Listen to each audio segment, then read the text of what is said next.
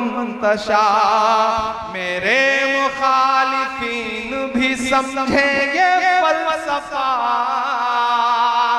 पूरे शिवपुर की तरफ से ये मिसरे पढ़ रहा हूं कि मेरे मुखालिफीन भी समझेंगे फलसफा।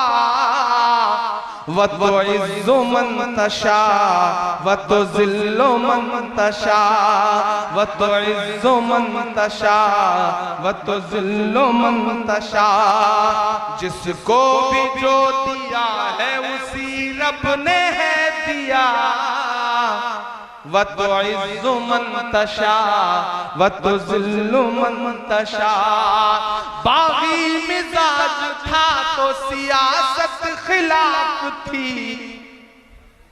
पढ़ रहा हूं लेकिन आपको लगेगा कि माइक पे शमीम खड़ा है, ये मिसरे पढ़ रहा है कि बागी मिजाज था तो